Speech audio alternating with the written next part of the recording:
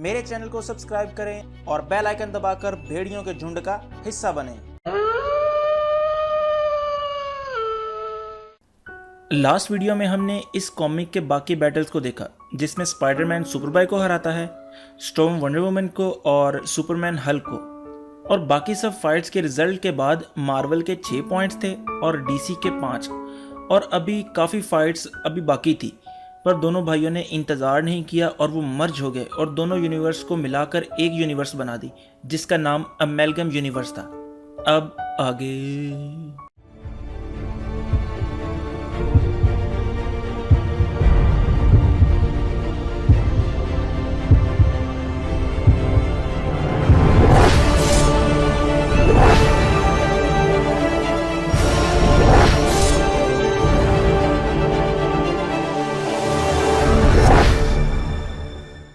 अब new universe में Batman और वुल्वरीन मिलकर एक हो गए हैं और वो डार्क क्लॉ बन गए हैं, और जोकर और सेबर टूथ मिलकर हायना बन गए हैं, और डार्क क्लॉ हायना का पीछा कर रहा है। पर हायना कहाँ उसके हाथ आने वाला था और वो भाग रहा था, पर आगे से उसको सुपर सोल्जर का पंच पड़ता है, जो कि सुपरमैन और अमरीकी कप्तान को मिलाकर बनाया है। उसी गली में वापस आए तो वहां पर पुराना गार्डियन गिरा हुआ है और उसका एंड करीब आ गया था। और तब वो बताता है कि सबको लग रहा था वो दोनों भाई मिलकर एक हो गए हैं, पर सबको गलत लग रहा था, क्योंकि ये काम स्पेक्टर और लिविंग ट्राइब्यूनल कर रहे थे, जो हाथों में हाथ डाले अपनी लास्ट एफर्ट कर रहे थे वर्ल्ड को सेव करने की। तो जब वहां न्यू गार्डियन आता है तो वो उसकी हालत देखकर चौंक जाता है। असल में वो स्पेक्टर और लिविंग ट्राइब्यूनल को देखने गया था उस बॉक्स में से।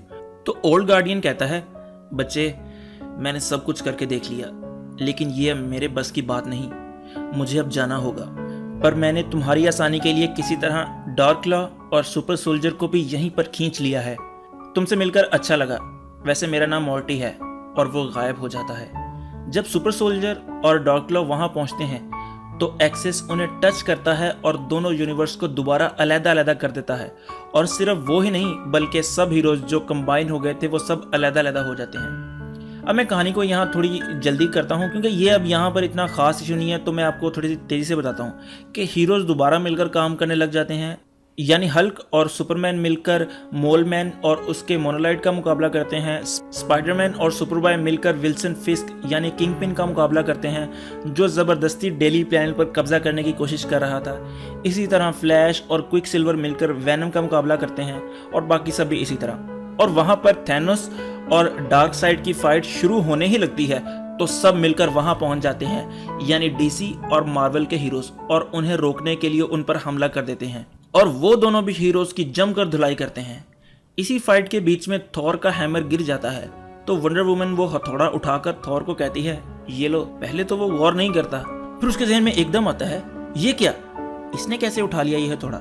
और इसी फाइट के बीच दुनिया की रियलिटी ब्रेक होने लगती है और सब कुछ खत्म होने लगता है। तो कप्तान और बैटमैन एक्सेस को कहते हैं, हमें ब्रदर से बात करने दो, क्या पता कोई सोल्यूशन निकल आए। पहले तो वो मना कर देता है, क्योंकि वो तो स्पेक्टर और लिविंग ट्राइब्यूनल जैसी बड़ी पावर्स की बात नहीं सुन रहे, तो तुम क्या चीज़ हो उनके सामने। पर उनके जिद करने पर वो उन्हें ले जाता है।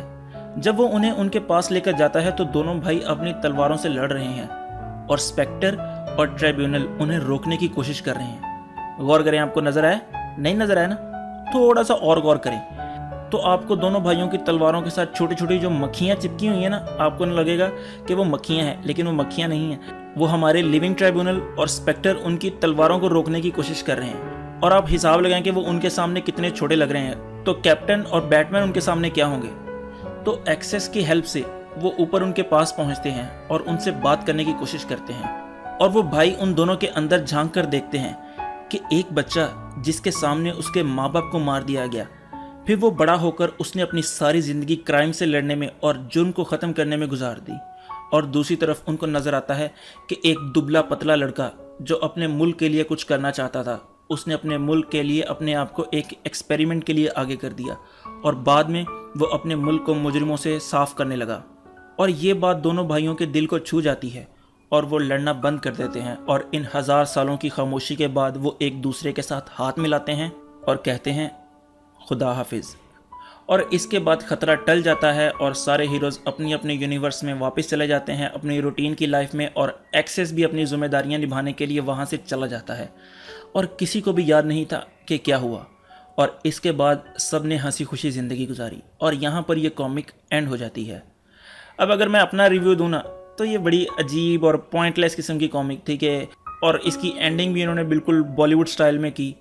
तो कोई इतनी ख़ास कॉमिक नहीं थी, मुझे तो नहीं लगी इतनी, कि बाकी मैंने जितनी पढ़ी है ना, क्रॉसओवर हमेशा ही अजीब होता है। आप लोगों की रिक्वेस्ट थी कि क्रॉसओवर स्टार्ट करें, तो मैंने आपको एक दफ़ा क्रॉसओवर दिखा दिया है।